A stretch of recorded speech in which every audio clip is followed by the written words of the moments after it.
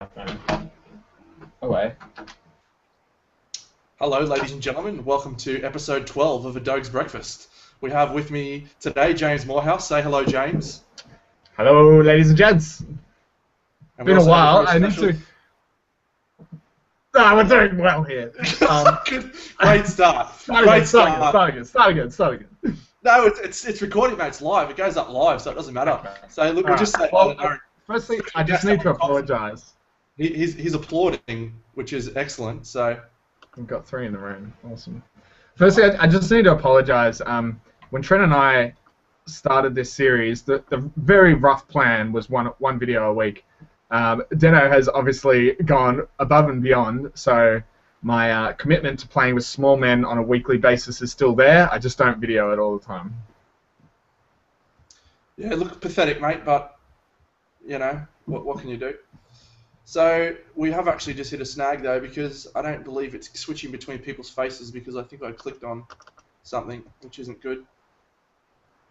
It's looking fine for me. When James is talking, it's switching. When Dano's talking, it's switching fine.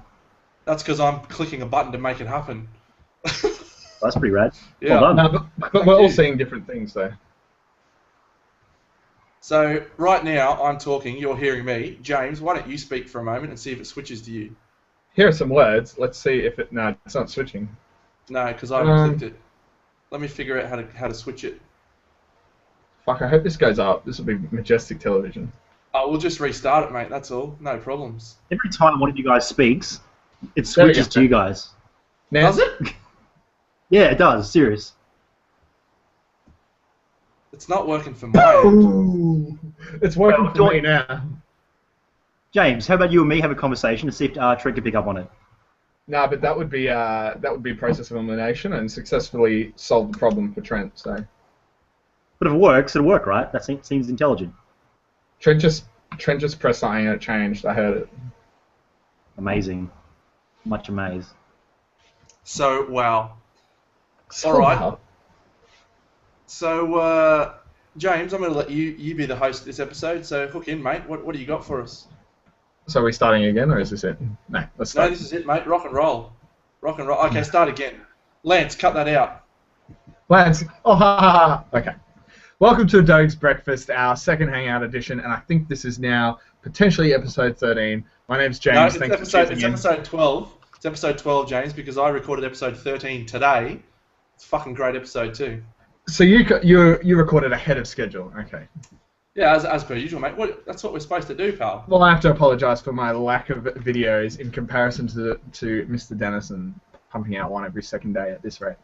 On the line, we also have Aaron Thompson of our WTC team, all the way from sunny Perth. Make it sound like it's so far away, but hello anyway, from all the way over here. Well, last year when we were in Europe for the OETC, sorry, 2012, the distance we flew from London to Vienna, then down to Salzburg, was less than half of where Trent and I are on the East Coast compared to you on the West Coast. So Australia is fucking massive. Basically neighbours. Yeah, right next door. In all seriousness, though, this is sometimes the best chance we have to practice as a team on the internet, which kind of sucks, to be honest. Cool. So we're going to go over a couple of topics today as well. Aaron, if you'd like to chime in at any time, feel free. And anyone else who's on the Hangout, feel free to jump in. I don't think we'll get many more, but we're going to go over a few topics. We're going to highlight another one of our potential IG threats from America. Trent's going to talk a little bit about his list. I want to talk a little bit about mine and how I'm going. And we actually have a surprise segment. I'm just going to do that right now. If you just give me 10 seconds, I'll be back in a moment. This is just riveting television right now, I have to say. Incredible stuff. So Azza, how's everything going, mate? Top notch. I think I'm on a 300 game winning streak now. It's great.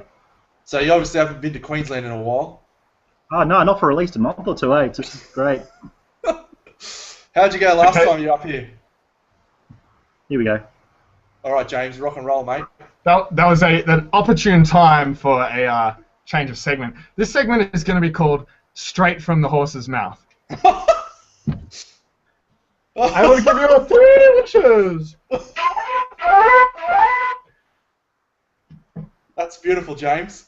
Now come back, mate. I need you to play something on the flute with the helmet on. Make it happen. I need you to play something with the helmet on. What's Play, the request? Super Mario theme, thanks. Oh, you're gonna push me. Yeah, come on, it's a flute, mate. You're a musician. Oh shit! I don't know the words to this song. Oh, beautiful. Oh, this is just fucking magnificent viewing. I tell you what. That was the entire segment. Oh, good. It wasn't meant to go beyond that. Well, let's get into the segment proper then. The actual the broadcast. If you're ready, host James. I am sure. So, one of the first things I'd actually like to reverse the order is to talk about another potential Iron Gauntlet threat first up. Did you decide who we were talking about? No, I thought you were deciding. It's either JVM or who was the other one? Keith. Okay. I'd like to. What was that? We're going to talk about either Keith or JVM. Who would you like us to talk about? Talk about Cricks. I played them a couple of times before. No. Keith Christensen or Jake Van Meter. We're going to talk about one of them as a player and their lists. Yeah, talk about Keith. I believe he plays Cricks from time to time. Okay, James. So Keith is of Muse on Minis fame. Keith Christensen. He won the first Iron Gauntlet heat at Lock and Load in 2013, where the series was announced. And since then, he's done quite well in other ones. He beat Brandon Kating in that one. He took the famous combination of Epic Lich and Epic Haley over Brandon's Epic Fiora and Callus, I believe, which is quite a unique. It was good to see a player like that make it to the final of Iron Gauntlet. For what it's worth, he actually finished second at the Kingdom Con qualifier too, Brandon Kating, so he is 100% locked in. So he's going to make it. We'll come back to who's in and out at this stage in a moment. But so Keith obviously is quite a celebrity. He's on the WTC team. He's on Muse on Minis. He won that qualifier. He I think he lost to Omnis at the TempleCon qualifier. Omnis, break it down. Remove from play. I believe you've actually secured an interview with the man himself. I have. That's correct. We've been liaising. My people have been talking to his people, and we're going to have an interview at Lock and Load. I'm going to just. It's going to be very, very reminiscent of Zach Galifianakis and Between Two Ferns. I'm going to be Captain Awkward and just ask him some really penetratingly exciting questions. So I legitimately cannot wait. So back to Keith. He's obviously a threat. He also won War Machine Weekend in 2012 with Signar. Not obviously one of his. He has a couple of factions that are his main, but Signar and Crix are obviously his big two. However, I know he's also quite an innovator. He definitely has designed the Lich list that you see around. But also the E-Kane list. He was playing E-Morvana for a period. He dabbles in bits and pieces, but he's definitely... The one thing I'll say about Keith is that he is definitely an S-tier caster. He is really into the S-tier casters. I mean, he'll play Sloan and he'll play bits and pieces here and there, but when it comes down to a serious event, he'll play these big guns. So... Yeah, I don't expect Keith to come... with anything surprising. I think he'll stick with what he's good with and what he's had a lot of practice with. So it'll either be Lich or Denny and Haley, I think. What sort of iteration do you think he'll bring with his Haley list? Because I know that there have been a lot of infantry spam, pirate boat sort of lists happening recently for him and those guys. So Peach is just walking around. I know he's a big fan of Thorn and the infantry spam, as you said. I wouldn't be surprised. I think he could legitimately bring anything. I think he's 90% likely to bring probably a Crix Signar combination. E-Gaspy and E-Kane are probably his signature casters, if there is such a term. He could easily bring E-Haley. He could easily bring Denny 2. Denny 2, he sort of didn't pull out of nowhere, but he definitely hadn't mentioned it more than a month or so before the WTC, and he went 5-zip at the WTC. Along with Will Pagani and a couple of the Europeans, they went 5. I think there was 5 guys who went 5-zip. So yeah, I think there was 4 or 5. I honestly, it's hard to predict, but again, if I had to bet on it, I'd say a Crick Signar combination. At the same time, he loves Imovana. He loves. I just don't think I don't think he'll bring Circle. Like Yeah. I get the sense, and I've never met the guy, and obviously we will meet him and have a chat to him at Lock and Load. I get the sense that he has a competitive mindset, which is, I have a competitive mindset. I like to win too. So I don't think he would go into this tournament, which is going to be fairly prestigious. Like obviously we're super pumped up about it, but I get the feeling that a lot of the American guys have started to really get on board with the Iron Gauntlet concept. Like, I think for him to win this would be a pretty big deal. That's exactly right. I think that actually that's a key point in that at the end of the day, Private Press put out an awesome product that we all love, and Iron Gauntlet is their first chance to establish a World Series. And I know some have got behind it and some hate it, but they're the kind of company that will actually take that on board and make changes. I know there are changes for next year as well, which is an added bonus. But people like Keith and JVM and Jay Larson and the guys that are obviously keen to really be there at the World Finals, we'll get behind it and support it, even if it's not an ideal format, because it's the first year of it. That's the thing you've got to keep in mind. There's always teething problems. I think Privateer Press will go with the motto of play like you've got a pair, and I think Keith will definitely bring the best that he's got. For me, I think that's Epic Haley and probably Epic Lich. And I don't know, his Epic Lich list hasn't changed in about 5 years, so I think we know what that's about. I agree entirely. That also segues us into our next sort of section, and we'll move there in a second. But before we do, what would you rate Keith as a threat? What out of 10? So I've heard a rumor that Keith is playing a little bit sporadically at the moment because he's met a lady friend. It's the rumor that I've heard. So his dreams. Yeah. Perhaps he will not be as fully. Why is the rum gone? fully tuned as he may have been, but I still think that he will bring a lot of dangerous gameplay and very strong lists. So I would think he's at least an 8 out of 10. I was going to say exactly the same. If he was to bring E. Haley and Lich 2, he would be putting himself in a susceptible position for anyone with a decent anti-infantry skew. That's actually a good question. But I don't think that he really has ever played anything but that. Like, I can't recall any time where Keith's played a heavy armor list or a like a lots of bodies list. I haven't seen him ever play one of those. It just doesn't seem to be his style. I think, and I might be wrong, that the last one of the more recent Iron Gauntlet qualifiers, at TempleCon he played Denny 2 and something. Haley 2. But Haley 2, okay. But at one of the previous ones, I think he played Kane 1 and Morvana 2. And I think he was just sort of going in for a bit of fun. But at a convention recently, and it would have been Iron Gauntlet with the dual factions, it would have been that. I give Keith an 8 as well. I think there are a bunch of players that will really get behind the format because they have faith in Private Press. So I think majority of us do. There are obviously the naysayers online, but a lot of us will get behind the format and watch it evolve. And I think that over the next couple of years, it could become something really good. But what we touched on there, and I want to lead this into our next segment that we were going to talk about, was with Keith. Early on in Iron Gauntlet, he took E. Haley and E. Gaspy. They were the two sort of power casters at the time, and people were trying to counter-tech with P. Haley and Xerxes. That makes me wonder, are you going for raw power? Keith is obviously going for raw power. He uses the top-tier casters at serious events.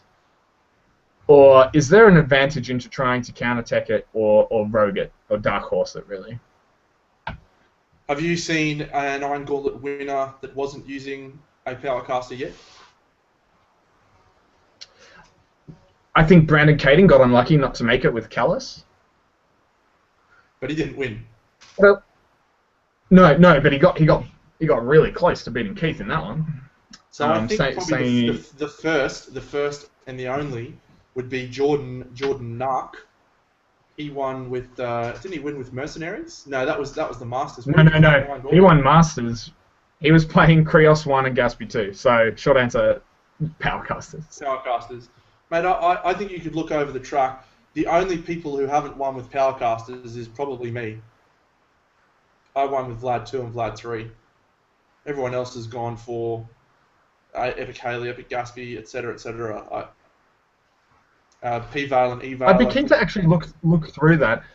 Colin Hill won Gen Con? No, War Machine Weekend? One of those with Morvana 2, Kruger 2, I think it was. Well, so obviously Morvana 2 is right up there, yeah. I mean, Morvana's been considered probably one of the best casters in the game for a little while now, so I think that's just reinforcing the statement. For sure. On Temple Con it was. Thoughts, Aaron? Do you think there is a reason to go for a Powercaster over a Rogue Factor? I don't believe there's a reason to take a Rogue Factor over a Powercaster. So let's say you had the choice between taking Lich 2, who is obviously the #1 caster in the faction, versus taking what's a shit caster in Crix. Wait, there are none. Yeah, sorry. Now let's say something like Venethrax, right? Who everyone thinks is shit, but I think he's pretty good. Now that's a bad example. What about say Gorshade 2? That's not a bad example. Everyone has their niche. But yeah. I would take a Powercaster because that's also the kind of person that I am. So.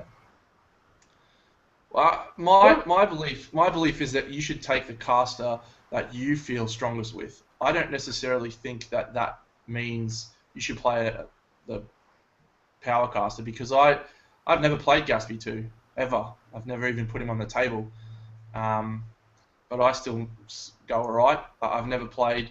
I tend to go shit with Butcher 3. Like I can't play him the way I want to play him, the way that everyone else seems to be able to. The reason that you're doing poorly with Butcher 3 is that because you haven't tried Jamie P's list. That's actually basically what it comes down to.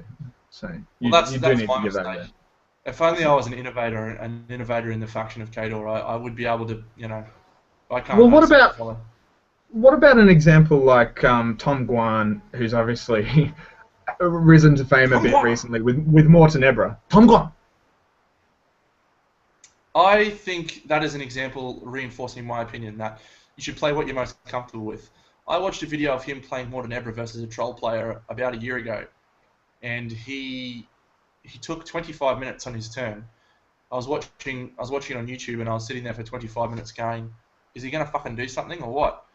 And anyway, the turn progressed on, and all of a sudden his caster was dead, which is awesome. But particularly because he had the Blood Witch in the right spot, so there was no tough. Then he had the Stalker go in with the no transfers. So it was fucking cool. But he's been playing that non-stop, and he's obviously strong with that list. So maybe there is something behind taking casters that you feel strongest with versus just taking the power casters. Having said that, though, James, Tom Guan has not won a Masters or an Iron Gauntlet qualifier that I can see. That is true, and I think it's definitely harder to do that over there as well. But if you listen to all the American podcasts, which that's the majority of podcasts, Steph's just flashing me, and it's really distracting. Steph, come and do it on camera, Steph. Come and do it on camera, Steph. Just come and say hello. Get Steph to come and say hello. Come at least say hello. Steph was in a bit of content from my next episode that will be coming out as well. So that'll probably be episode 16 when James gets around to putting episode 60. Yeah, true. Yeah, 60. Steph. Hey, Steph. Hey, yeah. How are you, Steph? Pretty good. Good. That's Aaron as well. Do you need some tips?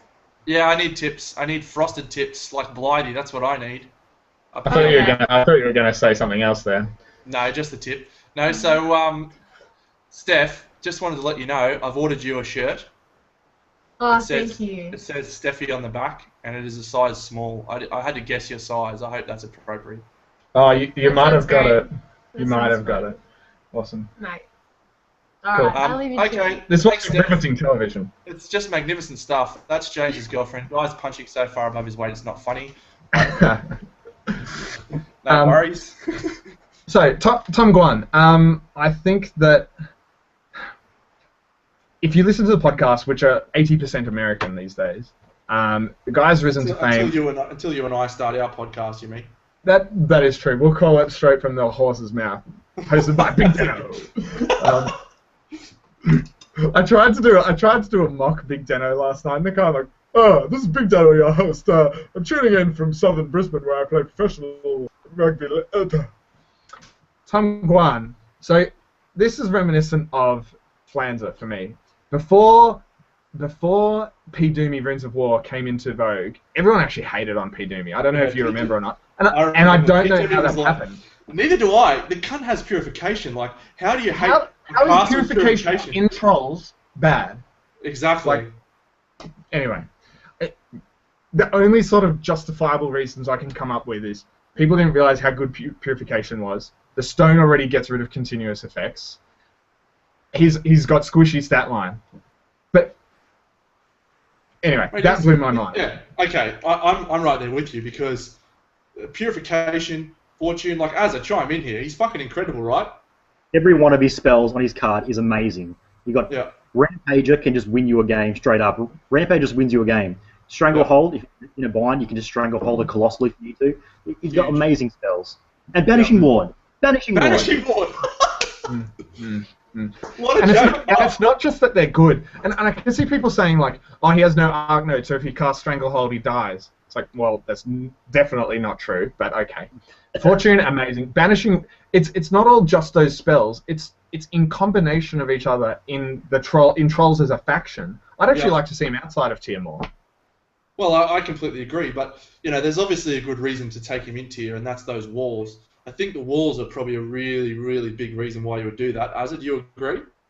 100%. That tier list is it's just too good not to take him in tier. I would love to take him outside of tier, mostly because of Fortune Scattergunners, if people can imagine how good that is. Fortune Scattergunners with clear, but his tier list is just too amazing to do. Yeah, I can totally understand that as well. So I think the point you're trying to make, James, is that casters only become S-level casters. I'll make the point I'm trying to make, mate. Okay, I'll mate. make that. That's all right. When you get there, mate, take your time. There's no rush.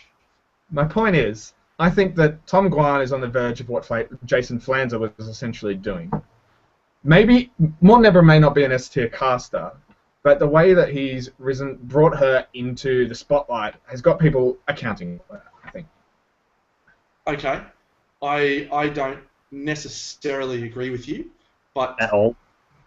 Well, Jason Flanzer won tournaments left, right, and centre.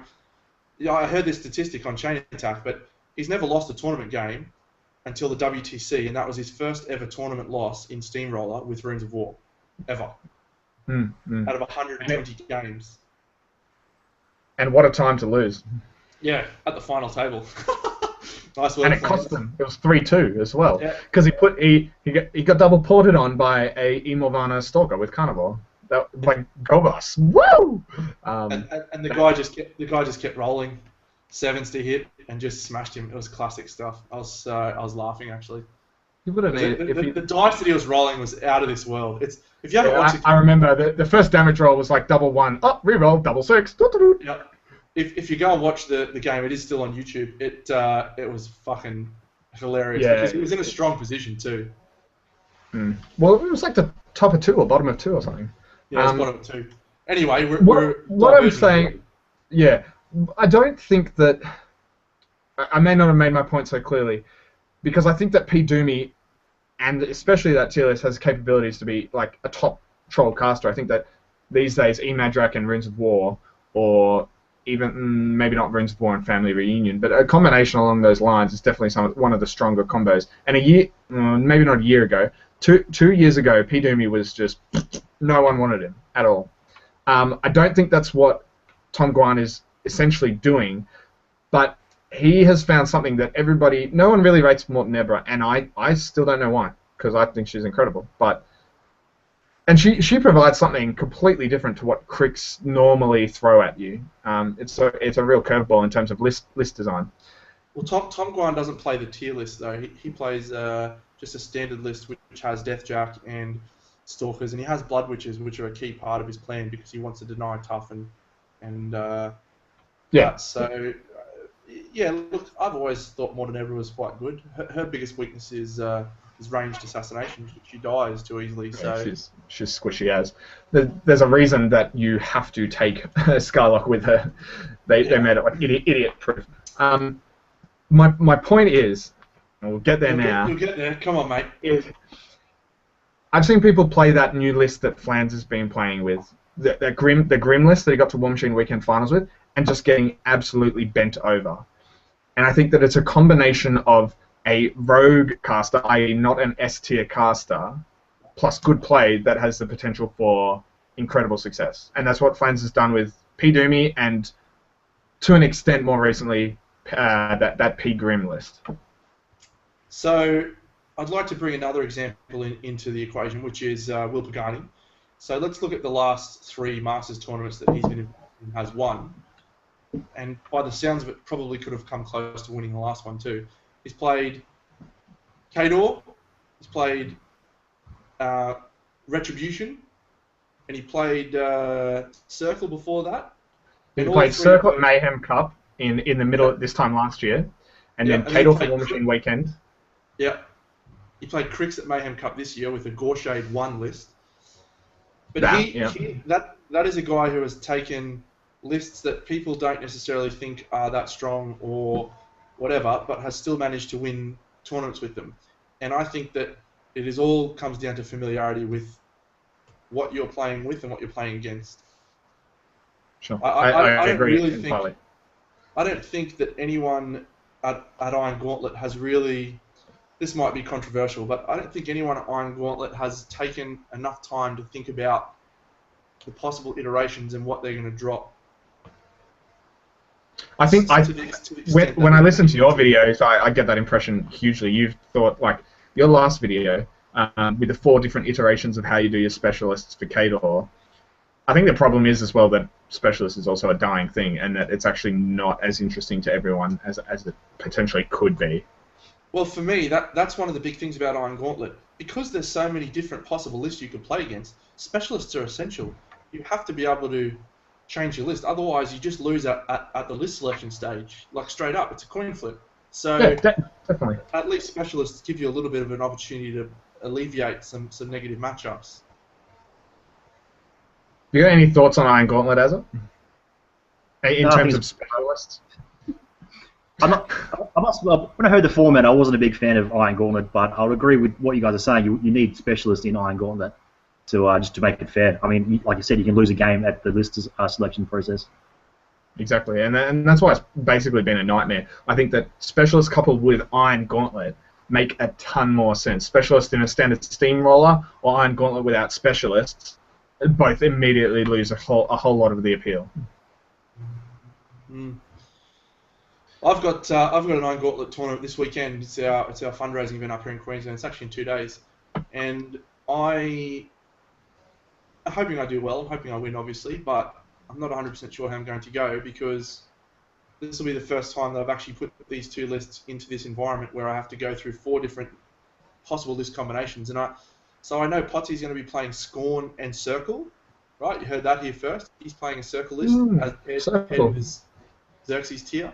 I know that Simon Nipples Hall is playing a PK list with Gaston and Galleon for a 23-inch snipe.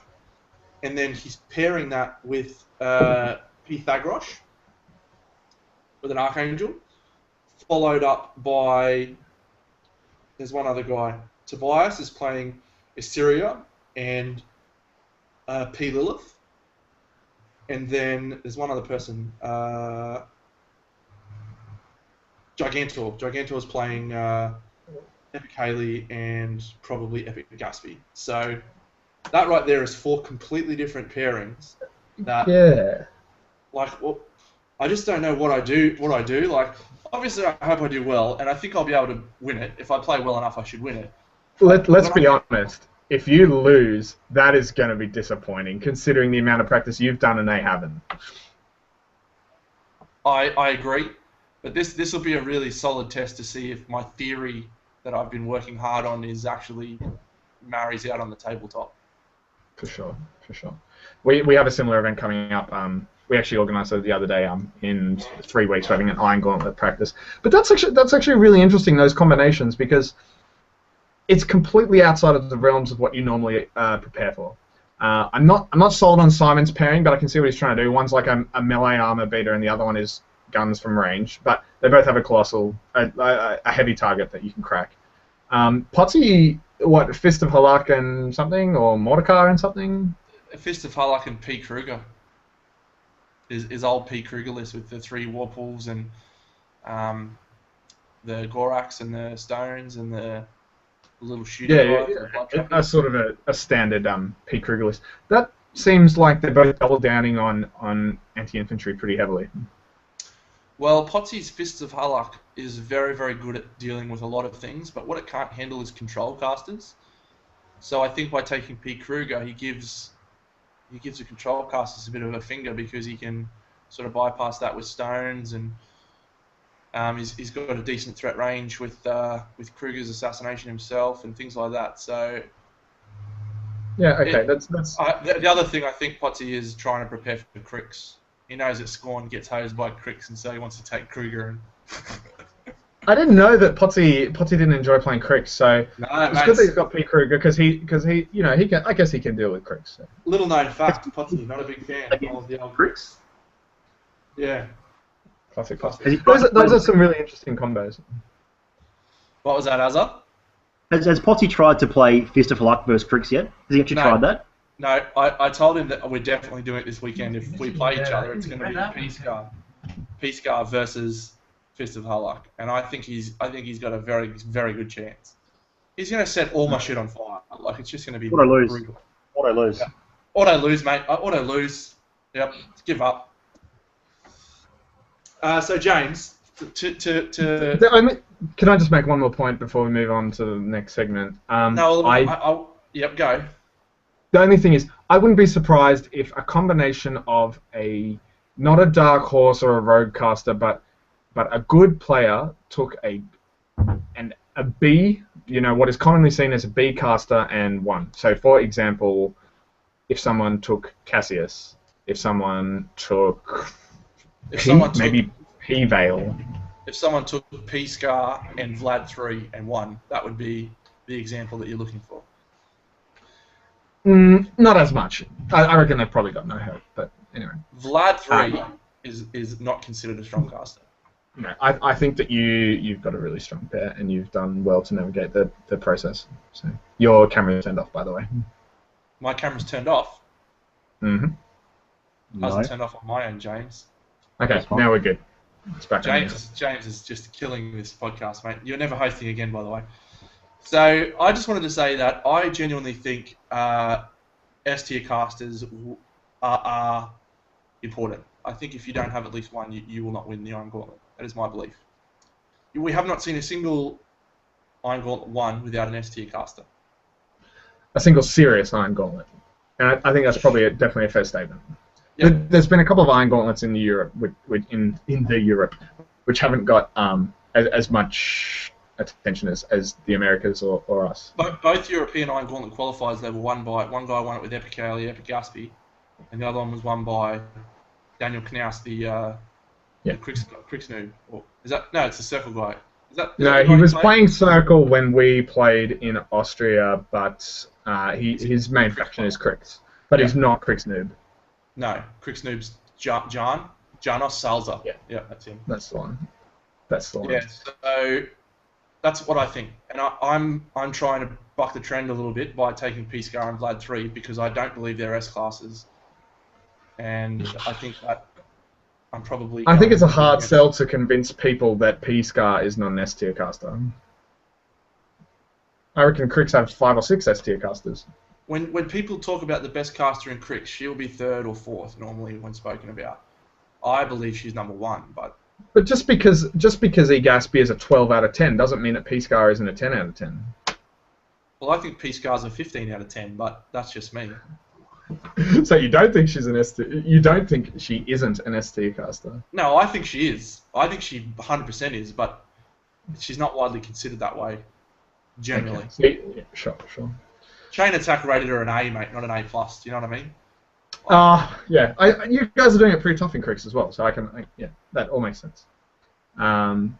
We've heard a lot about your caster pairing over the last couple of episodes due to the quantity of videos. I wouldn't mind touching on mine if you don't mind, because I've had a couple of revelations over the last week or so. Hit it, James. I will listen. I will listen avidly. Go. Okay. Well, you played a lot of Circle last year, and you went through the I hate Primal phase, I hate Shifting Stones, love-hate relationship. As we know from my last couple of episodes, I was looking at E. Kruger and Luke Hunt because I feel that they both say you're not going to shoot me, and they both cover different things while being able to cover 99% of a cross-section of what other casters could throw at you. Epic Lilith was a problem. Luke Hunt actually deals with that. Circle have a few problems, mainly Legion, and I think every faction at the moment, bar maybe Crix, are saying, how do we deal with Luke Hunt? How do we deal with Luke Hunt? He's also the new kid on the block as well, but a combination of his insane spell list, his insane feat, being new in Convergence, all of that have got people asking, and that's where I was going with him. But I've been talking to Rob Shepard, who is the 4th member of our team, and going over a lot of the possibilities, and essentially going over, Luke Hunt wouldn't be roguing it, but do I essentially try to rogue with a new faction for me, even though on paper it might look good to have E. Kruger and Luke Hunt as a pair, but should I actually go with something stronger and that I feel better about personally? And the conclusion that we came to, just like our conversation before, was basically yes. So I'm almost locked into Epic Kruger and Epic Morgana. I've been playing her basically non-stop since she came out about 12 months ago now. Tried basically every possible list combination, obviously not every possible list combination, but the Waldwrath build, the Double Stalker build, the Mass Infantry build, Blood Pack builds, and I know her back to front. And the concept of James playing Epic Kruger to cover her weaknesses, plus also pose some serious questions, with another Circle caster is a lot more intimidating than James playing Epic Kruger and a faction. It did open up that again E. Lilith was again going to become a big problem, but I was driving home from work the other day and I said, look, there are 150 odd casters in the game. This isn't a normal tournament where you're going to pair for, prepare for maybe 4 or 5 of the regular suspects from each faction in concert with another one from the same faction. You're preparing for legitimately, if we say 100 of these casters in the game will not appear, any of these 16 players could be playing a combination of the remaining 50 casters. The combinations are legitimately endless, and that we're going to play 250,000, I think, or something like that. 25,000, sorry. Right, 150 odd squared if we say it's any caster. The possibilities are endless, and we're going to play 4 games. That is 4 out of whatever number you just mentioned. Then is a minuscule percentage, and you're not going to try and cover every matchup. So I'm not going into it saying E. Lilith is the silver bullet now, because I've definitely got plans for her, and I actually played that game the other night. But I feel immediately much more comfortable saying, yeah, E. Morgana, E. Kruger is going to be my pair. And the concept of playing Circle, which I have for the last 2.5 years now, is much scarier and stronger, and I'm not going to make up the time and skill that I would over 2.5 years with a couple of months with Convergence. I'm not at this sort of level that Pagani. I'm not at the Pagani level.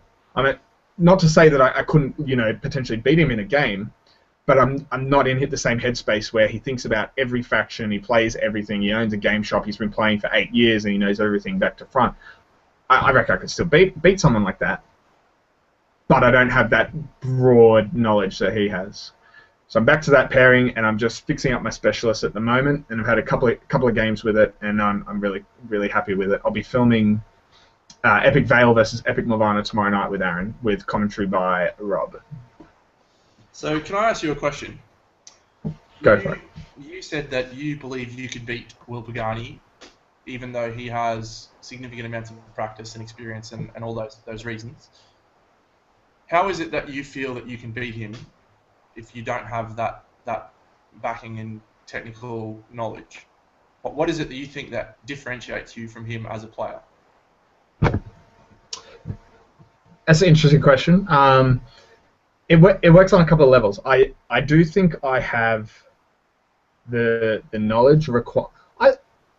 This is going to sound massively narcissistic, but I think I have the knowledge required to win Iron Gauntlet.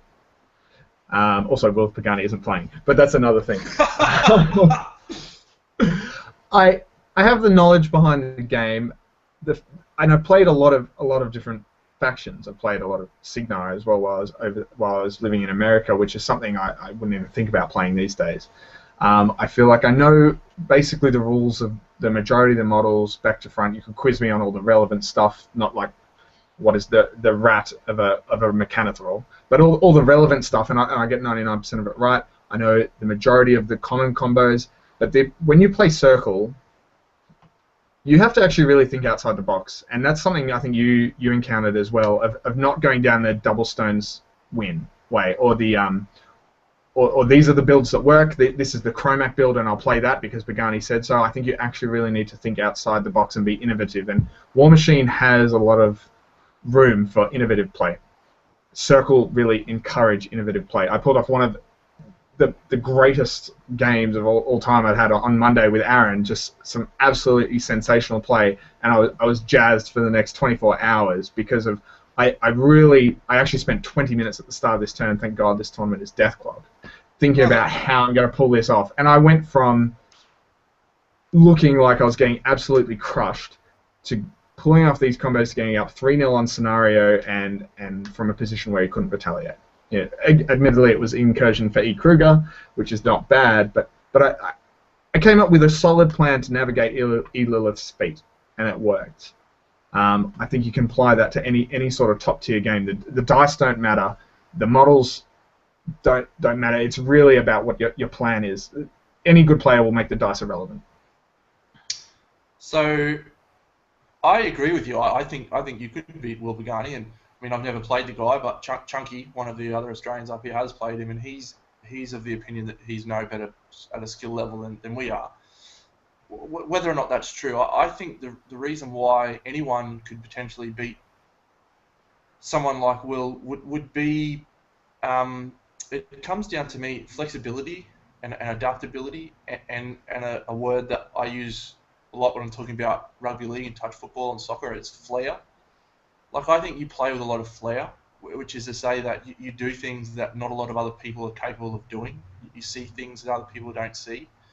And being able to put that into practice on the table is an ability in and of itself that not a lot of other people do. And this is maybe just an observation, but I think when you play as many games as Will does, you could get into the perspective where exactly you sort of have this procedure that you follow. There's a thing that I've used at work and other things.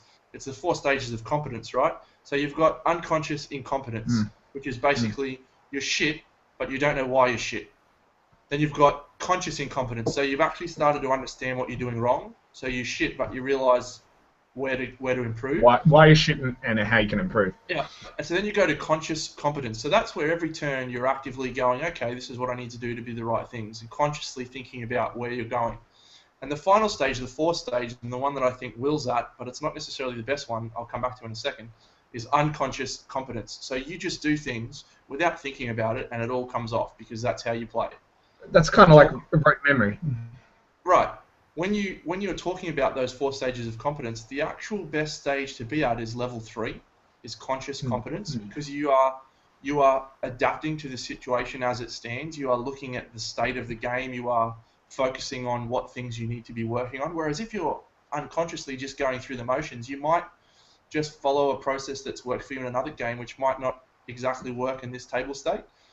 So I don't know if Will Pagani is you know, in a rut or anything, and we've obviously never played him, so it's probably unfair of us to comment on his play. But yeah, I just think that you have the flexibility and the adaptability and the flair to be able to win a game that maybe other people might lose. So I think you're a very I think that's a fair comment, and that the faction backs that up. The two things I want to say there is that the factions I've enjoyed the most are Legion and Circle, and those factions are very generally speaking hyper aggressive, take control of the game, and really enjoy controlling the tempo of the game through movement. Circle is a massive one for that, and that's why I really enjoy playing them. And I wouldn't. And that's why I'm probably struggling more with Convergence at the moment, because they're slow. They're slow. Yeah. So I don't enjoy the denial game as much. I played Scorn for a period, enjoyed it. The caster I enjoyed the most was Zal and Epic Makeda, going long distances and doing crazy amount of damages and trying to make your opponent react. Now you and I both play in a manner. I'll talk about that rut for a second. It's conscious incompetence. Unconscious competence. Yeah. Where I do this quite often with Circle. I guess I have a set method of how I'll deploy and use shifting stones.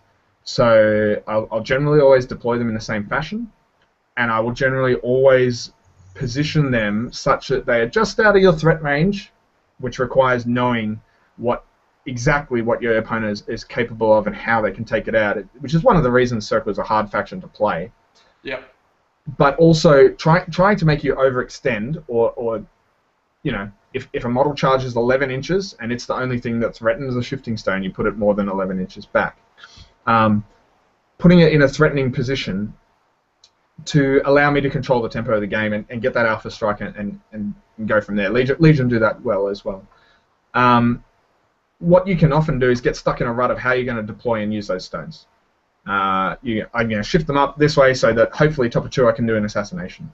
I think at the OETC I only managed to pull that off once, and it was never my primary plan. It was always I'm going to set it up such that the cards are on the table, and if it doesn't work, I've got excellent, not even backup plans. That was the backup plan. If they make a mistake, I'm going to punish them and go for a top of 2 assassination. If they don't, I'm going to play a normal game.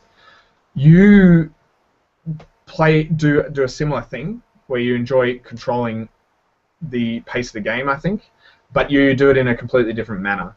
I'll often see you put your opponent in a hard position, especially since you've been playing a lot of Ulans, where you say, look, you're either going to walk into my threat range or die, or you've got to think of another way to contest that scenario where you're not going to die. Maybe it involves somehow, denying my Ulans their charge or something, or denying the Outriders the ability to use magic, such that if you don't present me something that's going to be a good trade in my favor, I'm going to beat you on scenario. Do you think that's a fair comment? Yeah, no, I completely agree. Every list I've ever played, pretty much in every game system, I play fast, moving, difficult to pin down, and extremely hard-hitting forces. Like I played Wood Elves and Chaos Warriors in Warhammer Fantasy, and they both played in this very aggressive way. And this particular, I started with Crix, and that was just the best thing I ever could have done, because it just fits me to a T. Everything that I do with Crix is awesome. Khador has been fun for me because it is a little bit different in the way that you apply that force, but it has a similar sort of ability to do that. And I think the fact that I use Ulans a lot, and when you go to the Khador forums, man, like Ulans are considered pretty average. But I pull them out in pretty much every list, and I think they've been star performers in nearly every game. It just, as you said, you put your opponent into a conundrum. Can you deal with an Armor 19 5-win model that has Defense 13? Because if you can't, you're going to get smashed by Power 16, and that Power 16 will very quickly turn into Power 20. And and those are two completely different scenarios that I think present a similar sort of play style. One is are you ready to get alpha struck and hopefully not be able to hit back, which is one of Epic Kruger's specialties, or are you going to come forward and put yourself in a bad trading position such that I'm going to punish you for it? They both actually really like to determine the pace of the game. Yours is probably a little more reactive, whereas mine is more, I'm going to try and control the pace from the top of turn 1. But they both achieve a similar result, and that's actually probably a recipe for success in War Machine. Yeah, I think one thing I've observed about this game is a person who is in control of the game, in control of the table state, like making the positive, hello Peach, making the positive steps and deciding what is going to happen, like choosing the engagements, is usually the one that wins. So,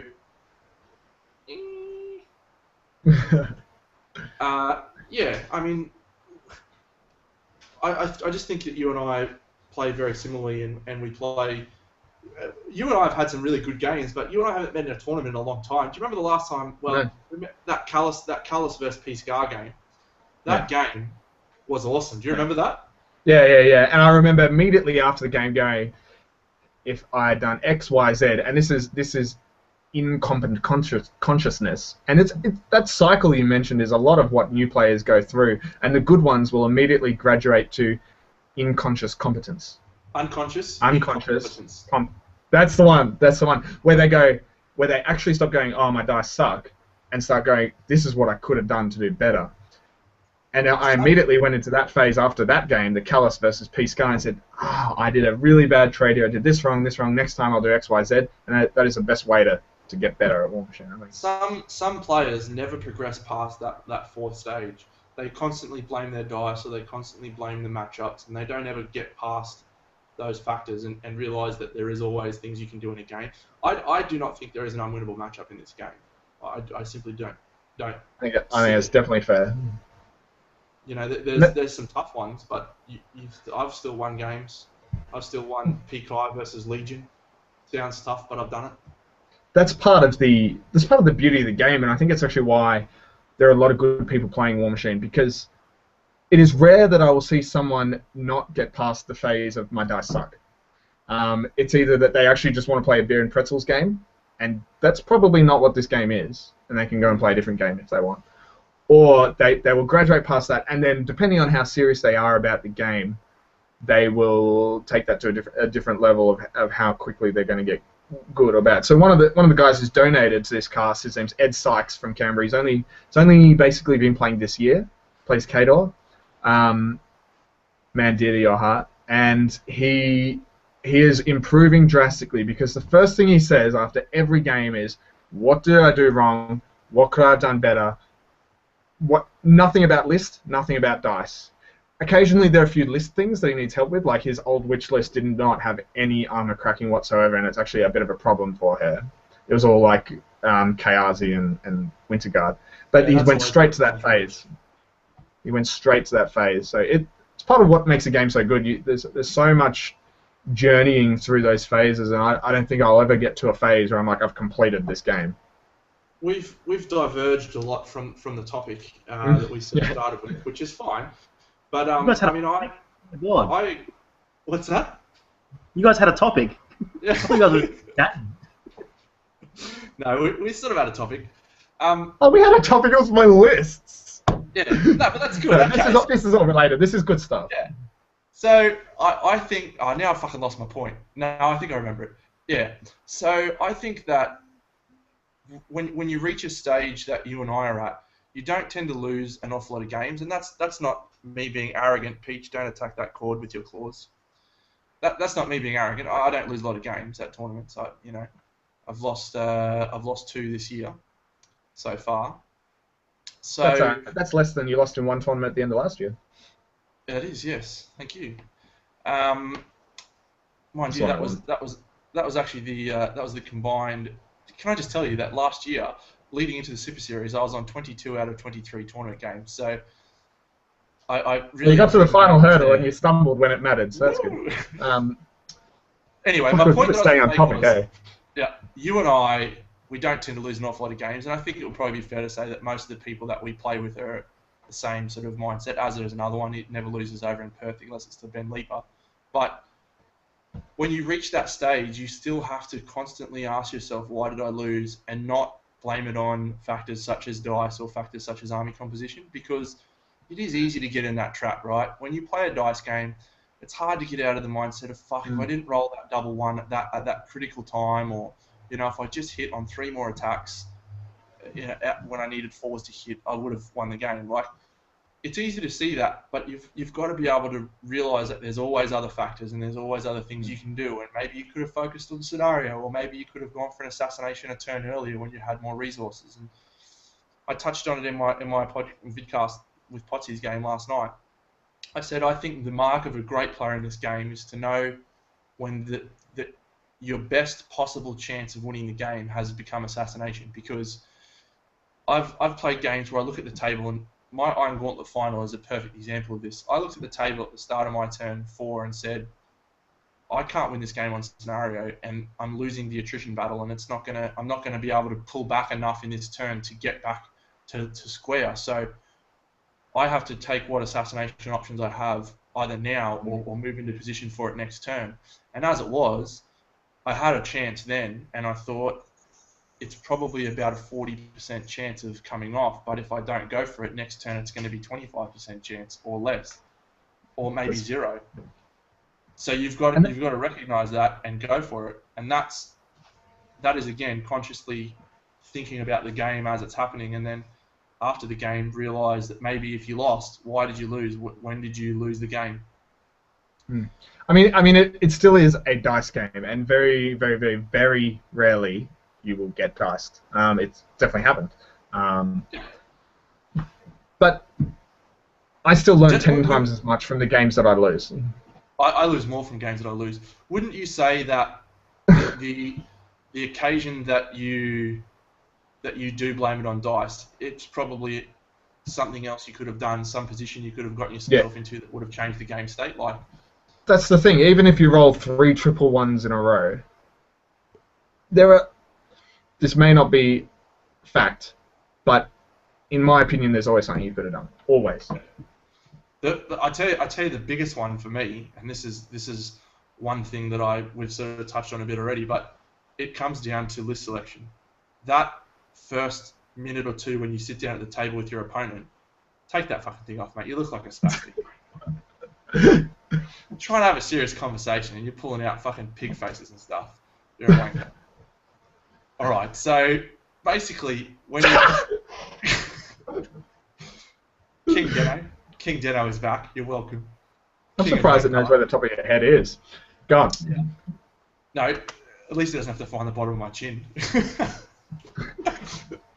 Oh, school bus too.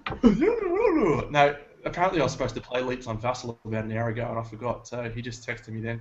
Whoops. Anyway, when you sit down at the table with your opponent and you have to choose what list you're playing, I think you would lose more games at that stage than you would during game errors when you're a new player, because you don't have enough understanding of what everything in the game does to realise what the best drop is. And that's why it's so vital that I've been spending all this time researching and planning and understanding these lists, because I think that is where this game will be won. If we can get on the table with a game that isn't bad for us, I think we're good enough to beat them. That's 2/3 of the job done. Yeah. And I think all that practice will carry over to the WTC team and WTC efforts as well going into September. Absolutely. I mean, all practice is good practice. But when you sit down at the table, James, I don't think there's anyone that I would not back you against. If you had a matchup that you were okay about and you thought, yeah, I'm a chance to win this, mate, I'd put the house on you to win. You at the WTC 2 years ago, you're the guy, man. You're my man that I said, all right, I need a win here. I'll just put James into this and he'll clutch come through for me. So, and that's been the case. And you did it again at the Super Series final. You did it again. So the only time I've seen you lose was to Chris Davies at Iron Gauntlet finals in Canberra, and I felt like you misplayed that game, and I think you probably would put that down to having not played a lot of Circle in the previous month and a half leading into the tournament. I think that's fair. I was gonna say I wasn't counting on a conquest rolling a critical 14 to throw a stalker out of a position. But then I'm going to say, like, no, the stalker shouldn't have even been in that position. Like, there are a lot of things that I could have done differently in that game, and the next game I absolutely trounced him, so that felt good. No, yeah, you're entirely right. Peach is also stalking you. Anyway, so that is exactly why I'm taking Epic Kruger and Epic Morvana. Well, I'm happy that you're taking Epic Kruger and Epic Morvana. I think that is your second best combination that you've ever played. I feel like Chromac and Epic Morvana is the best combination in Circle. I don't think Epic Kruger deals with crits quite as well as Chromac, but that's true. I do think that E. Kruger is probably fractionally better against Legion than Chromac is, so maybe that... I don't know. What do you think? What's your scariest combination for Circle? I know when I was playing Crix, Leap used to smash me all the time with Epic Kruger. They used to scare the crap out of me. No, that guy, the Epic Kruger's skill ceiling is so high. It is so high. I still, and I've been talking to Rob and Aaron about this a bit, I still think that Epic Kruger could be the best caster in Circle. I know it's hard to go past Epic More, but he's unbelievable. I played a little bit of him, and I played with Wild Wrath and Druids and Megalith, and my list was just 100% assassination focused, and it was fucking hilarious, man. Yeah, that is a fun list as well. I'd charge Kruger forward, I'd teleport guys, I'd telekinesis guys, then I'd cast Druid's Wrath, and the Druids would drag them in, and then the Wild Wrath would come in and pound the fucking caster's face, and it was so hard to stop. Hard to stop. Were you ever playing the tier list with PRs? Yeah, I did play that once or twice. Wake of Destruction. Yeah, I didn't like it. Yeah. I don't know. Okay. It just sounds very similar to what you're saying. It was. The list I did have fitted with it, but the benefits of taking PRs was good. But just I don't know. I felt like I had better lists without her in it, and so it didn't. I had 1 point left over. I think I put in Gobblers or something. So. At the same time, I don't think you have explored Epic Kruger enough to... No, obviously you can comment on her, but I don't think you've explored him enough to comment on how good he is. And I think as probably has played against Leaper, who was the premier Circle player in Australia for a very long period, do you have any thoughts on being on the other side of the table against a really good E. Kruger player? Yeah, like I said, it's hard to go up against, but at the same time, I haven't played much against Chromac. I probably had 1, maybe 2 games against him ever, so I can't really comment on how much better Chromac would be than Kruger.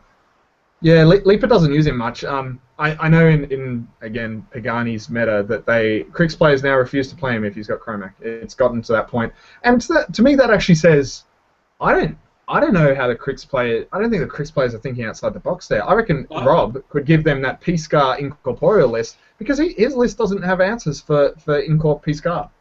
Mate, I just want to know where are the P-Scar players in the Texas meta. Like, I played Potsy using lots and lots of Circle lists. Mate, P-Scar, I don't think he ever beat her.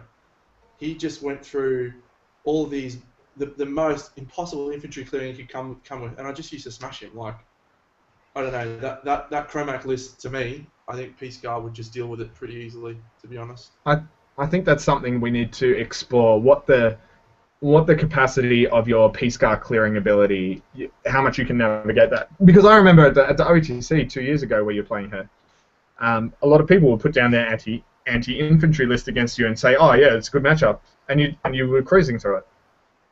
Well, I mean, until the last round when I dropped E-Denny for some dumb reason, I was just killing guys with P-Scar. Like, I didn't even come close to losing a game. That's not true. I did come close to losing a game against a mercenary player, which is bullshit. Never in doubt. 1 health left on my caster. Never in doubt. Can I just say, the guy shot me with P-Iris when I was behind a wall, and I was defense 19, and he rolled an 11 to hit. And I was like, no, sorry, I was defense 20, and he rolled an 11 to hit. And I was like, okay, so now I have no focus. So all these shots that were coming into me from whatever that guy's fucking guns are, Holt and all this stuff, left me on 1 health, but I should have been armor 26 or something, and I was just, it was bullshit. Utter bullshit. Matt, you shouldn't have been in that position. You're blaming dice, cunt. Mate, dice. Hey, I still won the game, fuckwit. Never in doubt, one health. Never in doubt, mate. Never in doubt. I have one last question while we're still vaguely in the realms of this subject. Okay. Do you think that double circle? Two things. One, do you think that essentially 2.5 years of circle experience overrides a couple of months of convergence? And two, do you think that double circle is a bad call? I think 2.5 years of circle definitely outweighs your convergence experience. But I do also think that double circle is a bad call. I feel like it opens you up to Legion too much, especially when we know for a fact that there is at least 2 Legion players, complete Legion players, like not any chance of playing any faction other than Legion in JVM and Omnis. You are going to face one of those guys if you want to win the tournament. And I'm not in JVM's tier, which is good. I don't know that that's necessarily true. What, that you won't have to play them? Yeah. Well, okay. We played 4 out of 15 other players. You're a 1 in 4 chance, or just over a 1 in 4 chance of playing one of them. And if I would imagine JVM would probably win, and the way Omnis has been playing recently, he's going to win his first round. So I think you're probably a 1 in 2 chance of playing them. I reckon if you want to win the tournament, you're a 50-50 chance of playing one of those guys. That's gone down from 100% a second ago. Well, fuck off, mate. No, I see what I know exactly what you're saying. So I mean, I've played Circle and Legion a lot, and the only list that I felt had any chance was my Morvana 2 list with the Wild Wrath. And you're playing that, but you're not going to drop that. So I think you've potentially shot yourself in the foot, but I could prove to be wrong. I'd like to see some footage of you playing against Legion, which is good that we're going to see that tomorrow. Well, we'll see that tomorrow, yeah. I mean, that's exactly why I've built Epic Kruger plus his specialist the way that I have, because of exactly that reason that you mentioned. And hopefully I can prove you wrong, because the silver bullet to E. Kruger really is... I mean, I can still drop Morvana, but the silver bullet there is still Epic Lilith, and I'm practicing that matchup. And again, it's 1 out of a million casters. So the question I have for you is, how many Legion players do you have in Canberra that are genuinely top shelf? That you think are right? They will not be as good as JVM or Omnis. So I think that you're doing yourself a disservice by not going into that matchup with something that you're not already behind on. Do you know what I mean? Like, you're already behind in that list. So if you're not quite as good a player as them, which I think you are, but if you find out that you're not, well, you've got everything stacked against you. Sure. The thing is, I don't agree with that statement. I think Epic Kruger is our best answer. Sure, like other factions have better answers. I don't think that my Lucant is better than my E. Kruger or my E. Morvana against Legion, and that's currently the biggest problem. So I feel like, if anything, it's just made it potentially stronger. And you know, 5 weeks out now, I would not feel comfortable still trying to learn Lucant.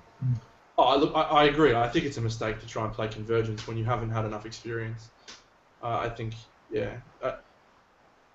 The only list that I would have considered you could have played, would have been a good answer to Legion, would have been your Xerxes tier. I think that's a fucking great answer for Legion. And you played it quite a bit at the start of the year. I would have loved to see you play that, to be honest, because that... Yeah, for sure. Too late now, though, but yeah, for sure. Yeah, no, I mean, look, I think you've made the right call for you. I absolutely do. But it's not the call that I would have made. So sure. If I was in your position. But anyway, I still think you're going to do well. I think you're a huge chance of winning the tournament, mate. I think you're a better chance than I am. So I don't know if that's true. We've got to play some games. But yeah, I'm going to practice the Legion matchup is what it comes down to. Because it is definitely something worth considering with at least 2 good Legion players going to be there. And they could definitely be double Legion. Azza, let's jump over to you. Do you have any questions that you wanted to ask us to wrap up the episode? No, not really. No. Great. Going back to what you talked about before, just regarding when you lose a game, going back and like thinking what you could have done differently. Now you guys are recording videos, do you guys actually go back and have a look at some of the videos that you guys have done? I just say that because I know I've been doing it. Recently, I've been recording some of my games, and I've looked at them and gone, oh, I could have done this like a whole lot better. I wonder if you guys have been doing that when you guys have been recording some of your games. I'll go first, James. I have been recording my games, but not really the actual in-game play. It's just sort of been turn by turn. But when I have recorded segments of in-game play, I found it very useful.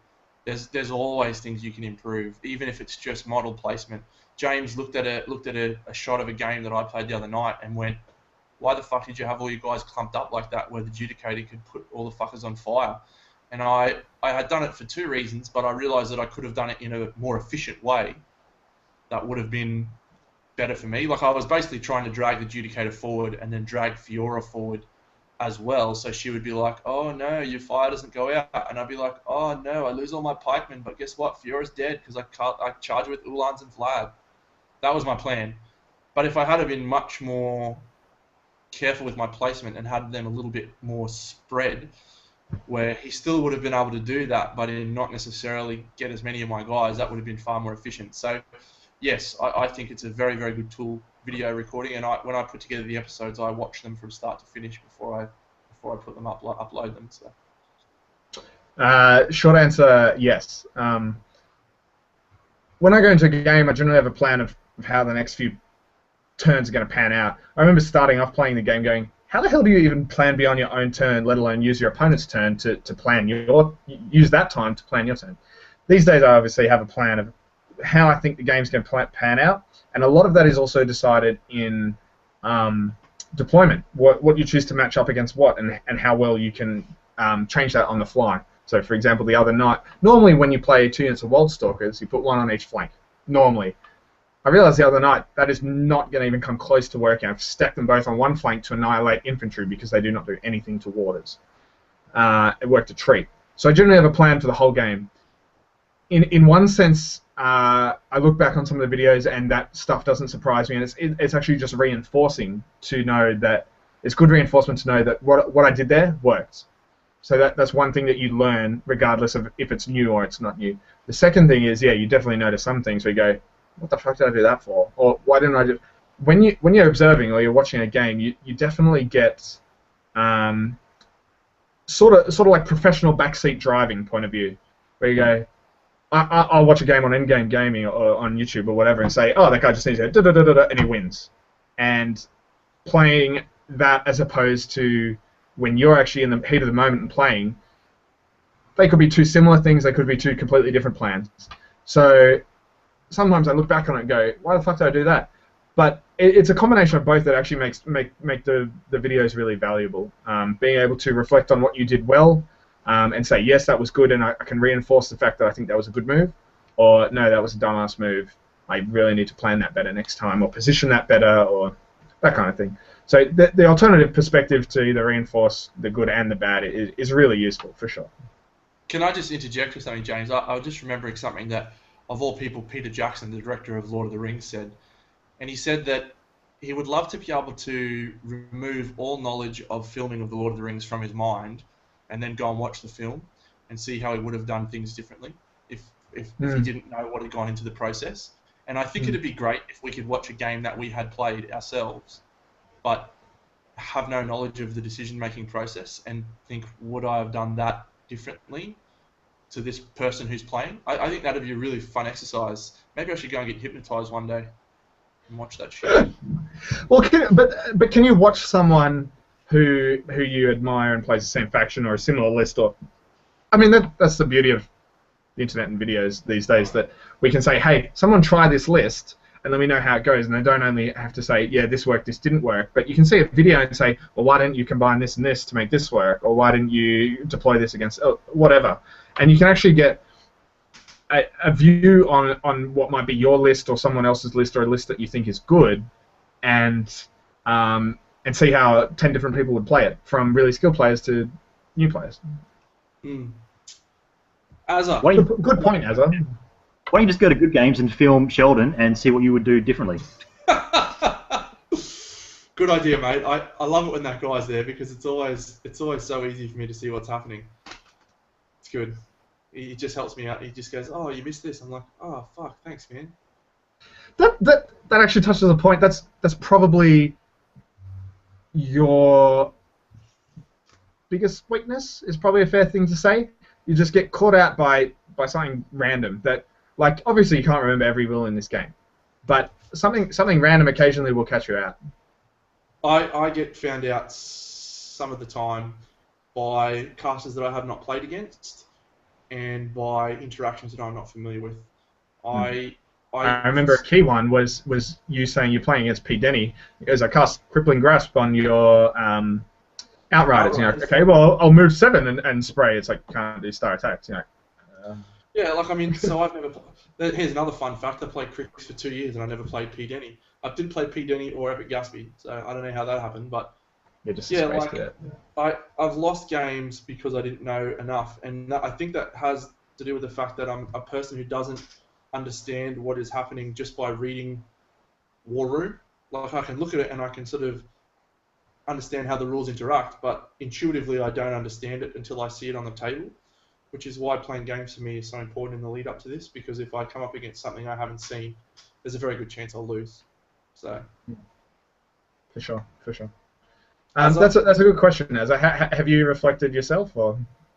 Yeah, just a few positioning things, especially playing Runes of War. It's just when you're playing 3 heavies and only 4 units of 3 guys, your positioning is really important on the board. So just going back and seeing where I put things, sometimes in a stupid position. That's all. It's just positioning issues. I'm halfway through a game with Jay from Chain Attack at the moment. He's playing Scott Ray using Menoth. He's actually using Runes of War. It's an interesting game. Yeah, I think you would reflect on that and watch the game and think, fuck, I could have done a lot of things differently. So. A big one for trolls is positioning as well, just because of the base sizes. It's probably more important than any other faction, I think. Man, that new Keith car is amazing. Fuck, that guy's awesome. Yeah. Oh! So, Righteous Vengeance, I'm used to that being 4 inches from Hakar, because I used to play Scorn.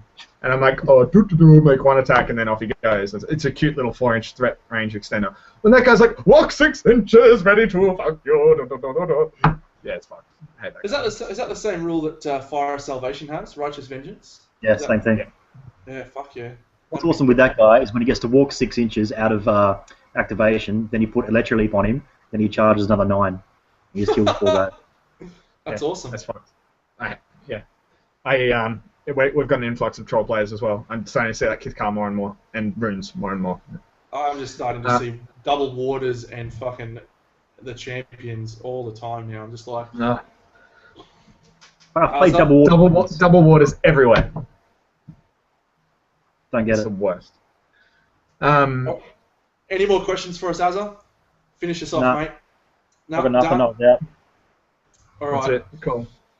Sign us out, James, my man. Thanks for tuning in to episode 13. 12. You've done 12. This is 13. The only thing I just want to say in closing is a couple of things. I think we can just briefly touch on the shirts again. Oh, yeah. So I actually sent the shirts order away yesterday.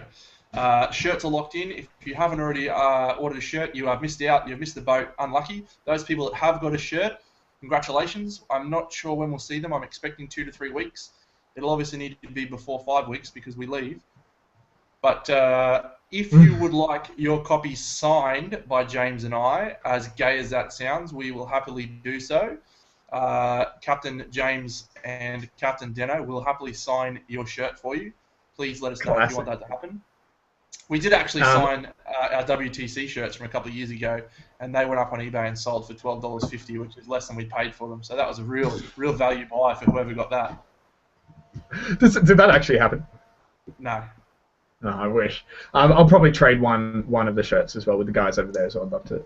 You and I have got 2 shirts, and I'm going to give one away. So, and I think depending on how we go, like if I win, I'll probably fucking frame the thing and put it in my room. And be like, suck shit, bitches, I'm the best player in the world. The only thing I do want to clarify with the shirts is that because of the costs involved with them, we couldn't obviously give them to everyone. If someone's donated $1, we can't really give them a $30, $40 shirt. So otherwise it kind of defeats the purpose of a fundraiser. So we did have to limit it to those who had contributed over a certain amount and those who had specifically bought and paid for one themselves. So thanks again to everyone who's involved. Did we want to mention what's on the back? Or keep that a secret? I think we're quite able to let everyone know. So on the back, it'll have everyone, the people's names that they've asked to have on there. It'll have a special number. Those numbers do have meaning. I've assigned those numbers in a very specific order, which I'll explain probably individually. I don't know that I'll explain exactly what that is. Simon Gayhall got 13, right? No. Victoria Bradovich got 13, believe it or not. She selected that. Cool. Yeah, she picked that one out. And underneath that, and the Good Games logo, one of our great sponsors, Good Games, who helps make the shirts a possibility. We have every single person who has donated to the fundraiser is on the back of our shirts. So, as of May the 1st, unfortunately, there had to be a deadline because we have to get the shirts in and done. So May the 1st doesn't mean you still can't contribute because the fundraiser is going really well. And if we hit another goal pretty soon. And I think we're going to basically do it anyway because I think we will, is develop a small token of some sort to basically just to give to everybody who has donated. So if that's $1 or $1 million, we can give that to everyone. It'll just be a small token of our appreciation, so we can give something to everyone. So don't expect something big. But if you've got any ideas, we were thinking of engraving like a feet token or something along those lines, or a reach or a widget. Yeah. The only other thought I had was if anyone listening to this has got an idea of something unique that you'd like to do. So my thought was what was my thought? It was something good. It was like a blind token or something. No, it was a we'll be getting those patches for a battle phone bag. Oh, that's a good idea. I wonder how much they'd be. Nice. I reckon I could get one. I reckon I could get Brado to design one of those patches. I wonder if we could find someone that'd print them up for inexpensively. That'd be pretty cool. Yeah, that would be great sweet. Idea, mate. So as is already one, but anyone else who can think of something unique. So like a token that doesn't exist that you always wish you had, or like a little spiral, like something small that can go on a token essentially. The other thing is massive shout out to Brado. This is Trent's girlfriend's brother, who he's done a phenomenal amount of work helping us with all the fundraising gear. So yeah, we simply would not have shirts without his help. I'm a passable graphic designer, but he does it for a living, and the shirts look absolutely fucking incredible. He's designing some stuff for us for the WTC trip as well, which is going to be brilliant. But yeah, he's also got in a contact with the shirts industry that's allowed us to get a really good price on the shirts. So it's all been possible thanks to him. So big shout out. He probably won't ever watch this, but thanks, Brado. You're a fucking legend. Awesome. I think that's basically it. Next episode will be myself, Epic Morvana playing against Epic Vale of Aaron. Commentary by Rob from our WTC team. So it's all four of us minus Bleeper. Actually, the next episode is going to be my episode that I did today. Your next episode will be the episode after that. This is episode 12, Hangouts. Next episode, episode 13, is a special by Big Deno, painting some soldiers. And it is a fucking awesome episode if you like painting toy soldiers. Episode 14 will be James's fucking shitty game where he probably gets beaten because he's playing Epic Kruger. Epic Morvana, you sack. All right. Thank you, mate. Thanks a lot, and thanks, Aaron, for joining us. Appreciate it. Thank you, Aaron. Appreciate it, mate. Ahoy, ahoy, me hearties. Why is the run gone? See you, Az. Catch you later, man. See you, buddy. And bro.